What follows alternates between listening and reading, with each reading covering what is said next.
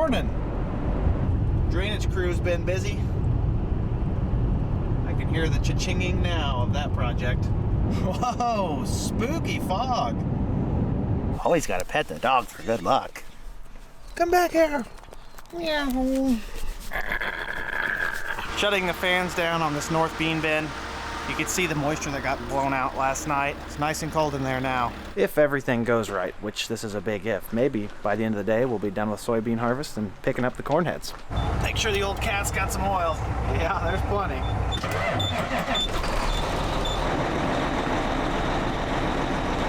Everyone could use a good kick first thing in the morning, make sure they're alive.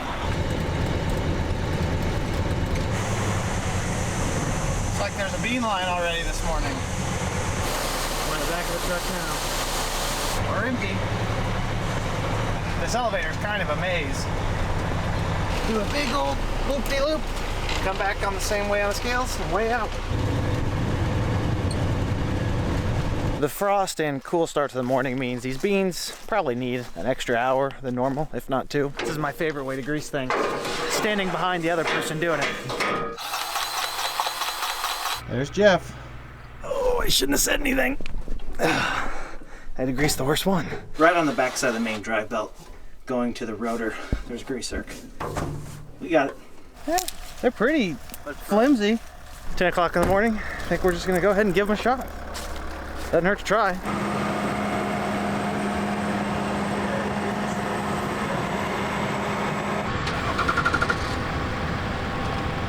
The big combine's howling, but it's threshing. I've got 350 bushels on the cart right now.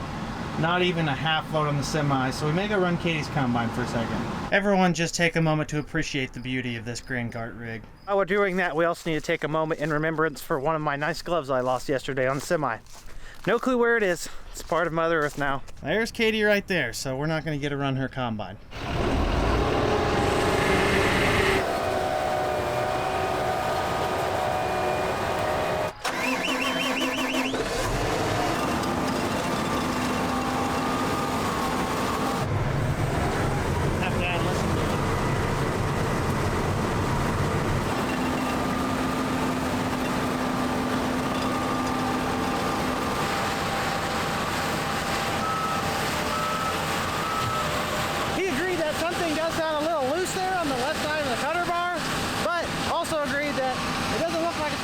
So we might as well keep cutting, get some tools over here and see if everything's tight on the end. I'm sure some of you may recall this farm. It's the one that we had to come in and replant the 3-0 beans crossways across the entirety of the acreage. It was the same deal as the first 2 fields that we harvested here in Lerna.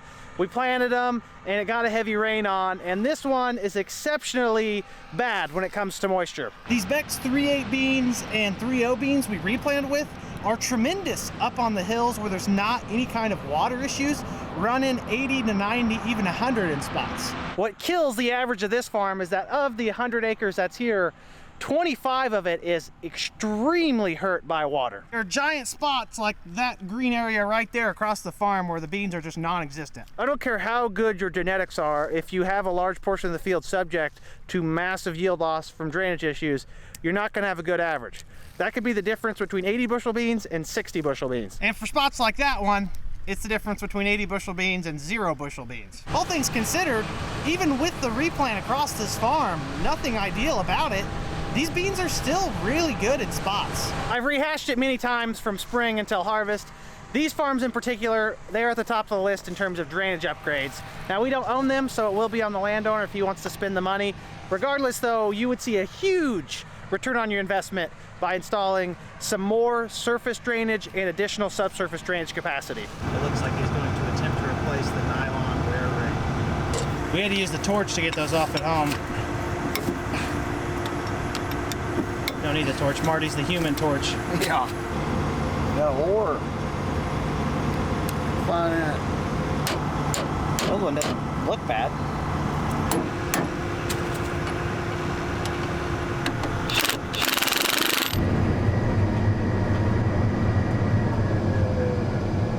He's waving his hands. I guess that means no or yes or something. It's not that we were ever out of action. We're certainly back in full action now. There's one of those worthless wet spots I was talking about. Just 2 little strips left in this field, so we'll be out of here in no time. Our savior. Where was it? In the truck. Just on the ground? Yeah, on the other side of the seat. Huh, thank you. Yeah. Just for that, we'll make this load light so it's easy for Jeff to tarp. Huh, psych. That's all she wrote for this field. And it was almost all she wrote for this thing of John Deere Classic Glass Cleaner. Chris and Jeff must have dropped that cleaning the truck windows. It does look like the track went over it, and it's perfectly fine. Can't say that the tracks didn't do anything beneficial for us. Save this.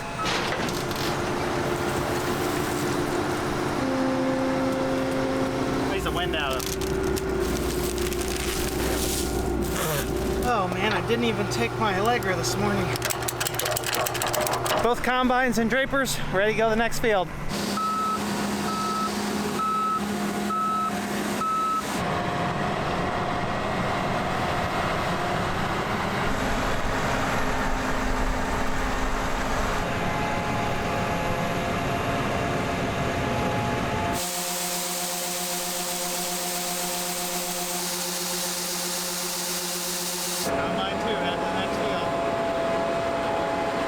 Grain cart's always the last one to clean out.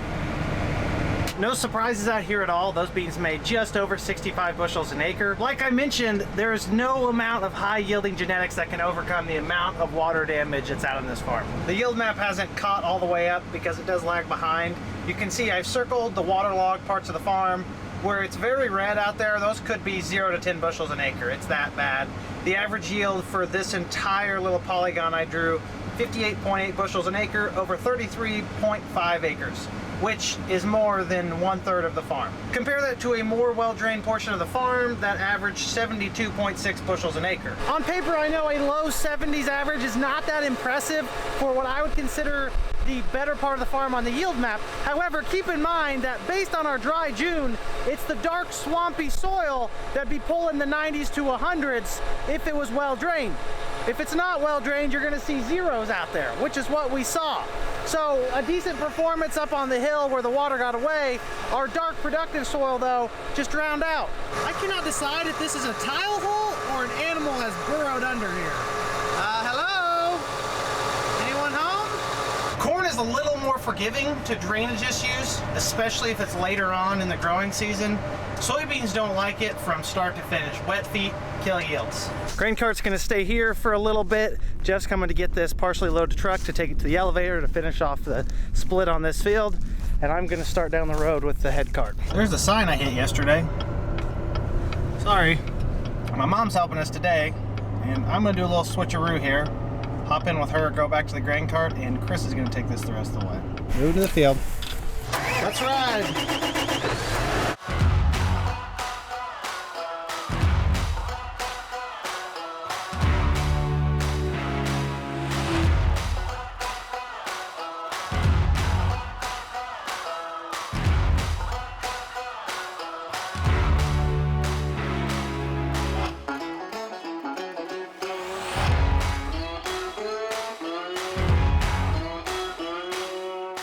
Combines are back south of Lakeland College, moving through a small 37-acre field.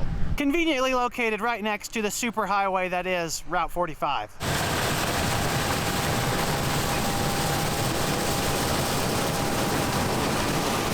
thought I was upwind, not downwind. Might as well do a quality check. Small bean,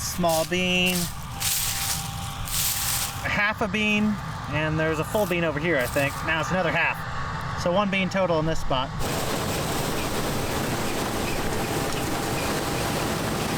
I obviously didn't learn my lesson the first time.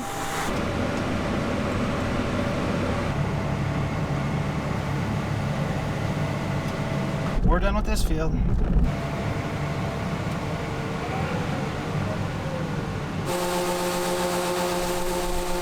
The next field is our final soybean field of the year, and it's just 16 acres. Of course, the 780 is like literally almost running dry on fuel, so Dad's stopping by the fuel barrel.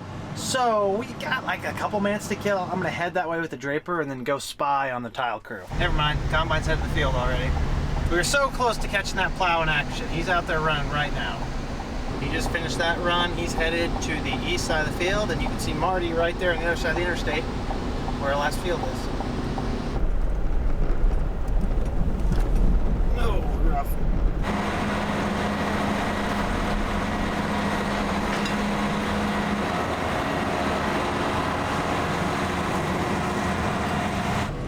Opening up the last field.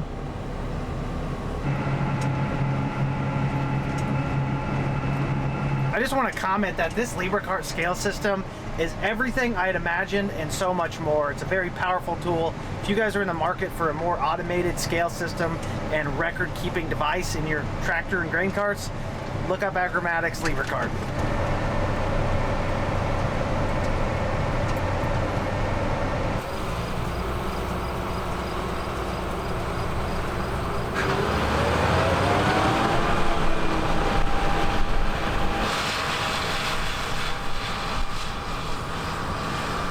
This is it, the last of our soybeans. This little 16-acre triangle west of Interstate 57 is all that remains. Just gonna kick our feet up and relax while I bring in the last of this crop. Although this isn't a super unusual point, it is worth noting we have cut soybeans nonstop every day since we started. We've threshed beans every single day. There's not been a single day with a large enough rainfall to stop us. Normally, some excess moisture usually drives us back to corn harvest for a day or two.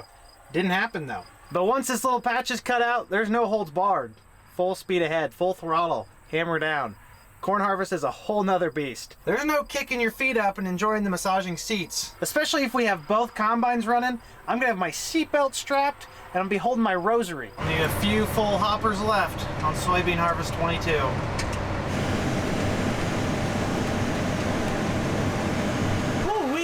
Disaster averted there. I started filling the truck and the person at the elevator must have not closed the trap door all the way, and so I was shooting beans out the bottom. Fortunately, it was only cracked a little bit, so a couple shovelfuls. Typically, this is why you want to double check it when you get to the field. Chris and Jeff are usually excellent about doing so. Obviously, one slips by every now and then. This is why we keep the shovel on the back for accidents like this. That's it. Soybean harvest is over. I got it, Kate. I'm going to clean my head off. Can I get one of you guys to bring your head over here and set it down by this truck? One of the gates was open. I need to clean it up. I thought the end of soybean harvest was going to be more exciting than this. All we ended up with was a mess on the last day. What, big bean?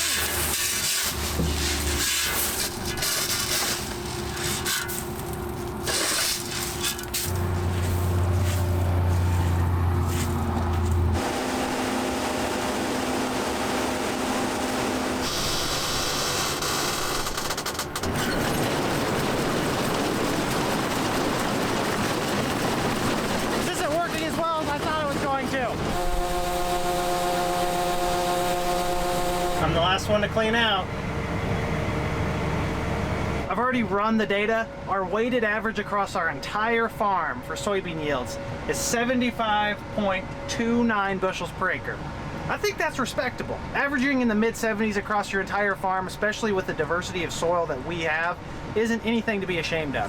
Most of our beans average from 65 to 85, with a few outliers on the upward direction. Obviously, we're not even close to finished with harvest. We're just halfway done. The rest of our acres are all corn. But when I do get some free time at the end of harvest, I will sit down and draw some conclusions about this growing season and what we can learn and do better moving forward.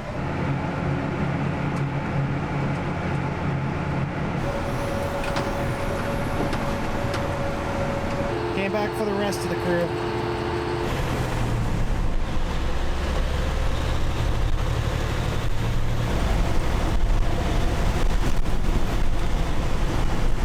Part of our transition from soybean harvest to corn harvest, you need to slow down the feed accelerator. I've already done the manual work. You take off this tensioner, you move the belt over. Since we want the turtle or the slow feed accelerator setting, we want the close one on the big pulley. As you can see, the close one is on the big pulley. I've noticed that it's a lot easier going from fast to slow than it is going slow to fast. Possibly because reaching over and moving the back pulley, the belt over, requires a pretty good squeeze in there. and my physique is just not really in squeezing shape right now. Did you change that? Yeah, it's on corn. On corn. Refresher, chopper speed, and knobs are out. There you go. I got it.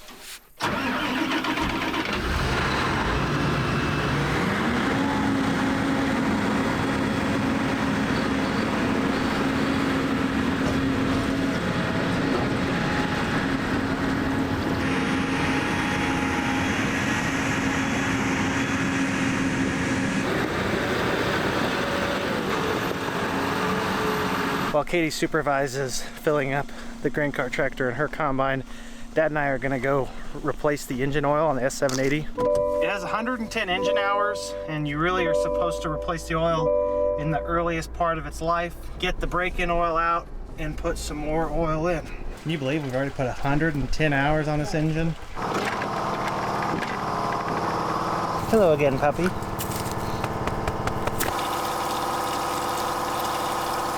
There's the original factory filter. Good? Yep, I say it's good. If I can get out of there now.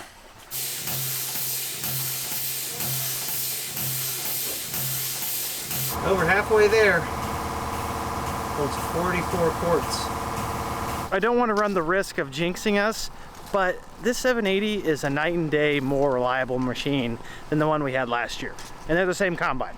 What are you looking at? Everyone's kind of in a holding pattern right now. It's 5 p.m. on a Saturday. At least I think it's Saturday. I'm not sure what day of the week it is. I believe it's 5 p.m. on Saturday. We could switch over to corn immediately and go start picking. By the time we get all that done, it'll be 5:30 or 6, if not 6:30. And it really raises the question, do we need to start on corn today? We've made such great progress. Reward ourselves with a couple hours of quitting early tonight and move on down the road tomorrow morning, pick some corn. I would take a rain at this point for the safety of all the farmers around. This corn out in the field's gotta be getting very dry. One match and that powder keg would burn across the entire field.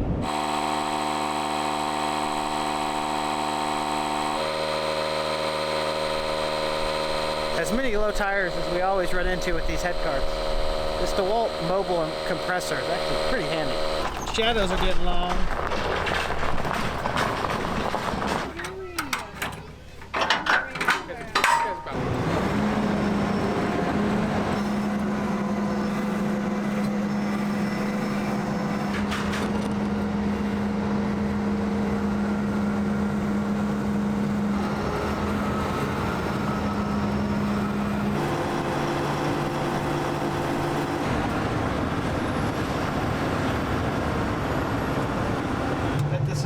We start on and change it to corn. Oh, it's on corn. Awesome.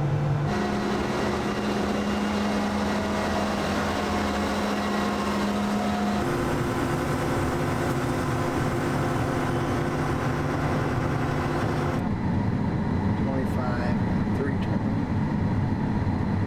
$3.50.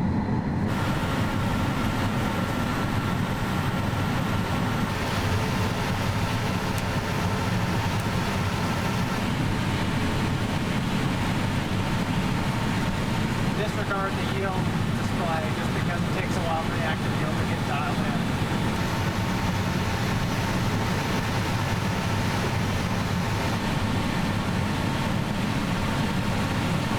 As is tradition, the row sense auto steer is not working. Never seems to want to work at the beginning of the season.